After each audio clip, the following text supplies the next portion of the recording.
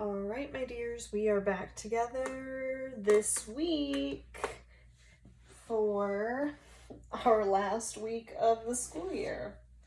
Let's go to our months. Mine are in crazy order right now, so it might take me a second, but I think it's important to practice them. So here we go. Ready? January, February, March, April, May, June, July, August, September, October, November, December, 12 months in a year. We are in the month of May, the 5th month of the year, and I could write that like a number. Number 5 for May. What number would I need for today? Today, I need number 18. 1 more than 17 is 18.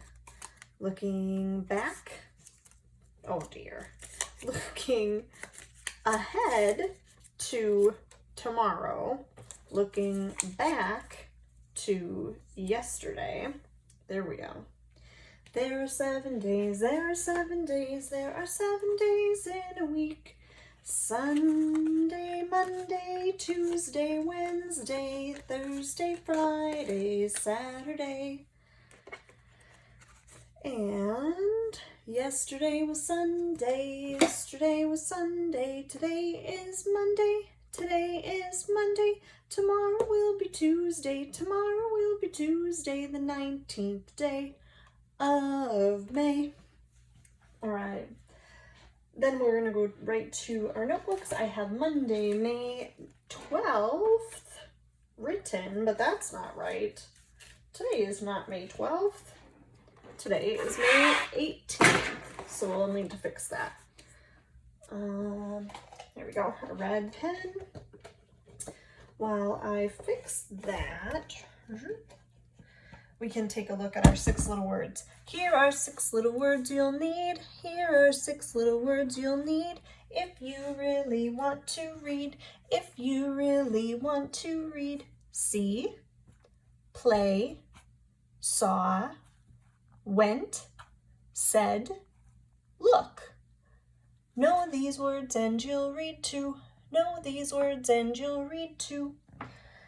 Rainbow, write them, put them in a sentence, write them with fancy letters or big capital letters. One of the things that we didn't talk about, at least I don't think we did on the video, maybe way at the beginning, was how if I was going to use a word like see and I wanted to write it a couple of times, I could do it with all capital letters.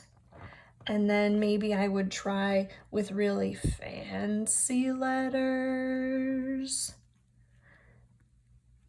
Or maybe I would try with block letters. Writing them in different ways. Teeny tiny letters. Writing them in different ways is just different ways for me to practice spelling those sight words. Just like I would rainbow write them, which would mean I would write them multiple times. I could write capital letters and lowercase letters and fancy letters and block letters. Maybe you could do dashes or dots, however you want to practice. But just keep on practicing those sight words even if we don't have a video with 6 words to look at together. So there are the 6 words. Let's take a look down here. I've got B, C, S, T, and PH. I want to pause at PH because we've talked about how H is a really powerful letter. H, when it's sitting next to letters, can change their sound. And in this case, the H next to a P sounds like the letter F. This makes the F sound. Let's look at what ending we're going to use. Okay, if I have this word by itself, the word by itself is a number word yeah, this is number 1. But if I am going to add something to the beginning, instead of it being 1, which is a sight word, not one I can sound out, I have this bossy E changing the sound of the O. So now it says own. I'm going to put the B in front. B in front of own makes bone. C says k, own, cone. ST, st, own, stone. PH makes that F sound. PH says own, phone. Very good. We're going to practice just looking at that, how vowels can make different sounds when they have more than one vowel in a word. So as you are reading, as you are practicing and come to words that you don't know, try a different vowel sound, and that might help you solve an unknown word. For math today, I have some measuring attached in the email.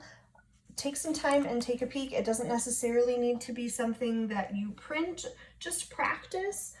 We've talked about measuring things with non-standard units, like how many paper clips is something, or how many pennies is something. Remember, when you're measuring, you want to have each item that you're using to measure should not overlap, but they should touch. So if I am going to measure using Post-it notes, how many Post-it notes long is my paper? I have to start at the edge at the bottom, and I want to be as close to the bottom as I can. And if I'm going to measure and my next Post-it note is green, I cannot let my green Post-it notes sit right there because they've overlapped. Oh, I can't put it there either because they're not touching. As I'm measuring, I want them to touch one another, but not to overlap. So right now I have it 2 Post-it notes. Now, here's another Post-it note. Do you think I could use this one? Why not? Are these the same size? No. If I line these up, they are not the same size. Or what if I put it skinny over here and long over there?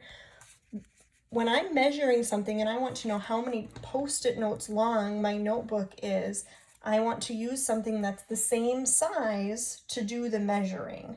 So it won't make sense if I use, oh, here's a skinny Post-it note and here's a circle Post-it note. Those are not all the same. They won't give me an accurate measurement. So when you're measuring, you want to use something that's the same. We want them to touch, but not overlap. It's something that you can practice at home. You could practice measuring shoes. You could practice measuring your bedroom. We've looked at comparing lengths of things, and now we want to just get a little more accurate with our measurements. Have a great day, kindergarten. A marvelous Monday.